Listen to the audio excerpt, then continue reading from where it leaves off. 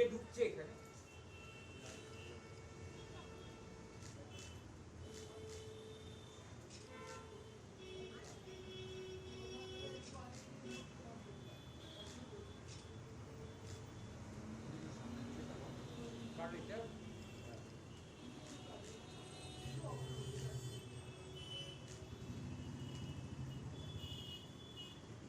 শান্তিপুর বিধানসভা কেন্দ্রে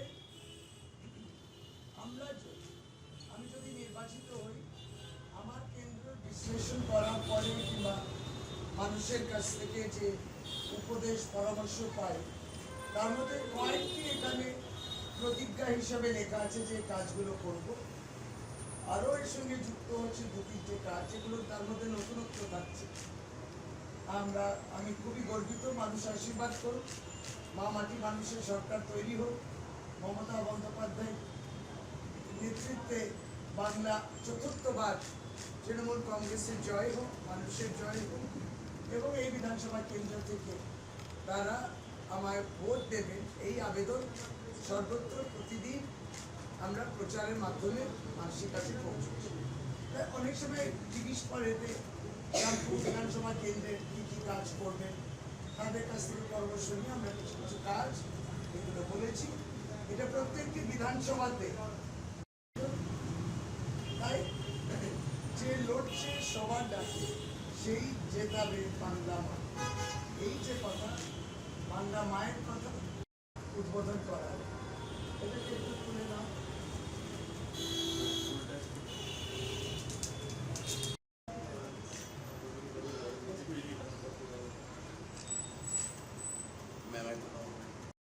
ওনার একজন আছে, কিন্তু বাজারে যে নিরাপত্তা দেওয়ার দায়িত্ব তো চলেই আসে আমাদের, সেখানে অগ্নি निवारण कंस्टिट्यूएंसी को लेकर कुछ प्रतिज्ञाओं का इनॉग्रेशन किया है, क्या क्या वो मुख्य बातें हैं? तृणमूल कांग्रेस की तरफ से जो 294 सीट में तृणमूल माने 291 सीट में +3 जो नॉर्थ बंगाल में जो सीट है, सब जगह जो है प्रत्याशी जो है एक संकल्प ले रहा है कि मेरे विधानसभा क्षेत्र में हमने जो काम किया है उसके बाद भी आगे चल के अगर निर्वाचित हूँ तो ये सब संकल्प है कि ये सब प्रतिज्ञा है कि हम ये काम करेंगे। तो मेरा विधानसभा क्षेत्र जो है वो एक शहर में है, शहरी अंचल है, और इस शहर में हम लोग हमारे विधानसभा क्षेत्र में चौथे बार हम खड़े हो रहे हैं। तो बहुत काम हुए हैं, इसके बाद भी नए नए एक प्रस्ताव आता है, लोगों की तरफ से भी एडवाइस आते हैं, सुझाव आते हैं, तो उसको मान्यता देंगे, उस पर काम करेंगे, और कुछ कुछ समस्याएं जो है उसको और भी कोशिश करेंगे सबों का समर्थन लेके कि उसको अच्छी तरीके से समाधान कर। जैसे हमने लिखा भी है, ये बंगाली में है, बाज़ार जो है वो कलकत्ता नगर निगम या राज्य सरकार का बाज़ार नहीं है जहाँ पे सब मिलता है आपको खान पीने की चीज़, कोई ना कोई प्राइवेट किसी का ज़मींदार वो सब के जगह है, लेकिन वहाँ के लोग जो आते जाते खरीदार करते हैं, जो बैठते दुकानदारी करते हैं, उनकी सेफ्टी वाली एक बात होती है। तो फायर सेफ्टी एक बड़ी इशू है, काठगोला जैसे अंचल भी है, फायर सेफ्टी के बारे में और भी अवेयरनेस बिल्डअप करना। कुछ समस्याएं तो होते घरेलू और घर के बाहर, पैसों के तंगी के वजह से आम तौर पे शायद बड़े लॉयर के पास पहुंच भी नहीं पाते। समस्या को समाधान करने के लिए अगर फ्री लीगल एड की ज़रूरत होती है तो वैसे भी हम ये काम कर ही रहे थे। अब इसको हम सोच रहे एक फॉर्मलाइज कर देंगे, इसको एक रूप देंगे जिससे कि और लोगों तक ये बात पहुँचे कि फ्री लीगल एड हम लोग दे सकते हैं उनके समस्याओं समाधान करने के। ऐसे ही कुछ बातें, और वैसे तो इंफ्रास्ट्रक्चर इम्प्रूवमेंट, कम्युनिटी हॉल या तो फिर कोई पार्क्स उद्यान जो है उद्यान, उसको और भी अच्छी इम्प्रूवमेंट करना।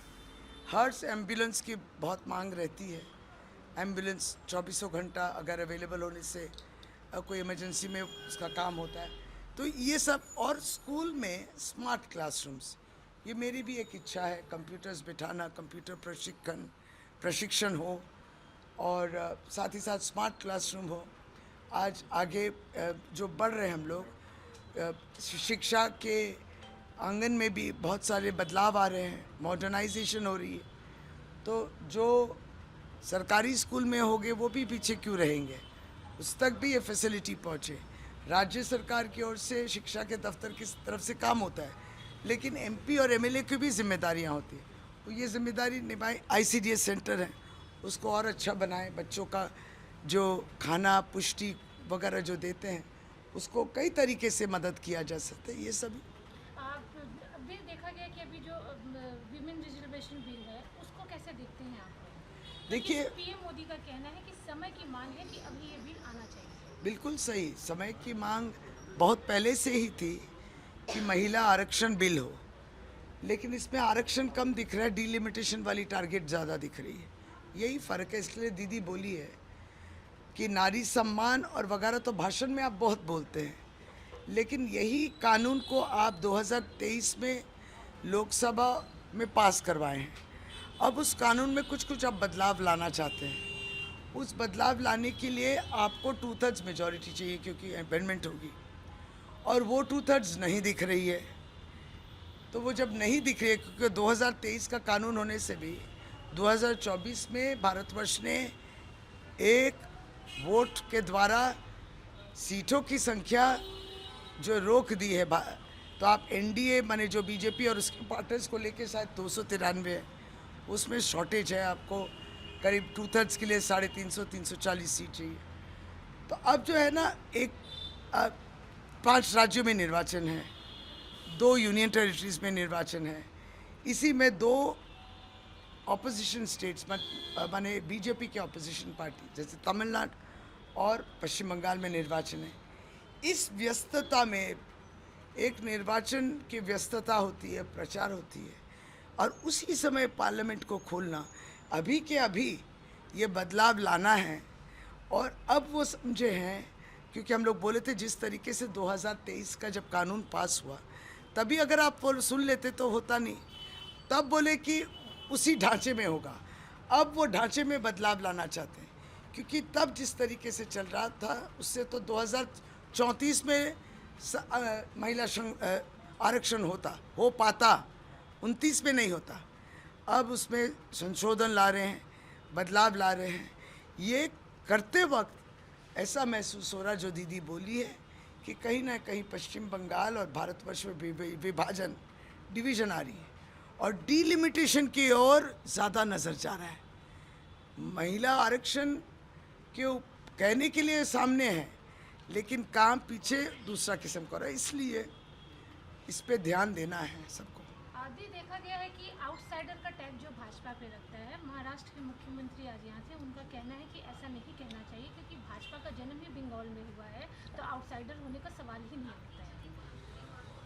किस फायदे का है अगर आप अभी बंगाल में कहते हैं आपका जन्म हुआ है, तो आप बांग्ला भाषा को बांग्लादेशी भाषा क्यों बोले?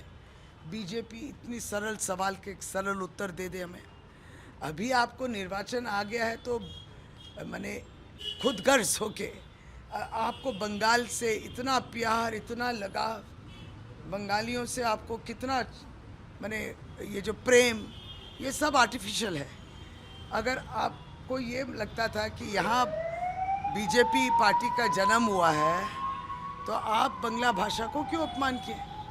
सीधी सी बात है। बंगाल से जो लोग बाहर जाते हैं काम करने के लिए, पढ़ाई करने के लिए, उनको क्यों टारगेट किया जाता है? उनके ऊपर क्यों अत्याचार होता है? उनके खाने पीने को लेके क्यों मजाक उड़ाया जाता है? बिहार के डिप्टी चीफ मिनिस्टर भाजपा के क्यों बोलते हैं कि बंगाल के लोग मच्छी और मटन खाते हैं, ये लोग मुगल हैं? ये सब बंगाल के लोग बेवकूफ़ नहीं हैं। क्या आपको अचानक याद आया कि यहाँ भारतीय जनता पार्टी का जन्म हुआ है? सब समझते हैं, सब कुछ निर्वाचन है करके। प्रधानमंत्री की चिट्ठी भी आएगी इस साल, अगले साल प्रधानमंत्री की चिट्ठी नहीं आएगी नववर्ष के उपलक्ष्य में। नहीं, अभी इलेक्शन का टाइम चल रहा है। आज सुबह से देखा गया है कि आईटी की रेड अलग अलग जगह पर है, इंक्लूडिंग देवाशीष कुमार, जो कि सिटिंग एमएलए भी रहे हैं और अभी कैंडिडेट भी है टीएमसी की तरफ से।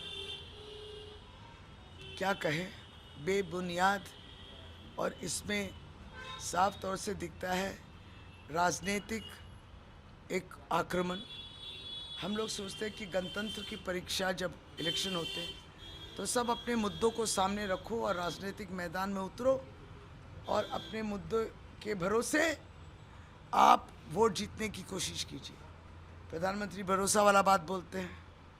तो अगर भरोसा अपने पे ही नहीं है, आत्मविश्वास खो गए, तब आप विभिन्न एजेंसीज को इस्तेमाल करते हैं। कभी NIA आते हैं, कभी CBI ED आते हैं। और जैसे देवाशीष कुमार, अगर सचमुच में कुछ था, आप सोच रहे हैं, तो ये सब निर्वाचन के पूर्व भी कर सकते थे, निर्वाचन के बाद भी कर सकते थे।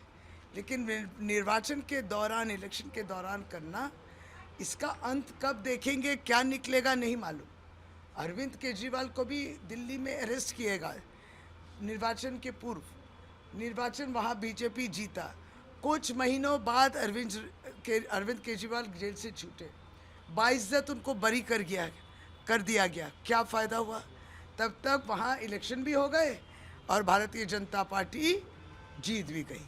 सरकार तो नहीं बनाया अरविंद केजरीवाल, निर्वाचन इलेक्शन तो वो नहीं कर पाए हेमंत सोरेन को झारखंड में।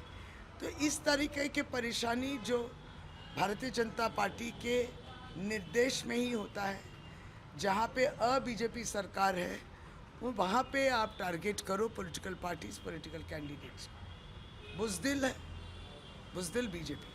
एक लास्ट क्वेश्चन, एक अमित मालवीय ने ट्वीट किया है, वायरल भी हो रहा है, ममता दी का एक वीडियो इस्लामपुर का है, जिसमें उन्होंने अंत में एकदम कहा है, दीदी ने कहा है कि रहा गुलशन तो फूल खिलेंगे, रहा तृणमूल तो फिर मिलेंगे। इसी लेके बोला जा रहा है कि उनका वाइंड अप है ये एक कहावत है, एक शायरी है। तो खेला होबे तो आपको पसंद नहीं हो रहा था, आप डर गए थे, सिमट रहे थे। इसलिए दीदी आप लोग को थोड़ा खुश करने के लिए थोड़ा एक अच्छा सा कभी कभी कविता बोलती हैं और कभी कभी गज़ल या कभी कभी शायरी बोलती हैं। अब शायरी मुसलमान की बात है, पसंद नहीं है। जो हिंदुओं का दावा करते हैं, हिंदुत्व का दावा करते हैं, गलत कहते हैं, जो इस तरीके के मेरुकरण करते हैं, राजनीतिकरण करते हैं। तो दीदी के इस कहावत से आपको क्या इतना आपको क्यों लगा कि आपके सपने सच होने वाले हैं? तो अगर सच ही होने वाले थे तो आपको डरने वाली क्या बात थी? तो आपको वोटर लिस्ट में इतनी घुसकर वोटर लिस्ट मैनिपुलेशन करने की क्या ज़रूरत थी? क्या सोच है कि आप EVM को भी मैनिपुलेट करने वाली बात सोच रहे हैं? आंध्र प्रदेश में 2024 को वोट दान का समाप्त होने के बाद 52 लाख वोट कहाँ से गिरे? रात 8 बजे से सुबह 2 बजे। EVM का मशीन क्या भूत है क्या? वो चल रहा था, वो तो बंद हो गई थी लोगों के पोलिंग एजेंट के सामने। फिर वो कैसे चलने लगे? 52 लाख कैसे गए?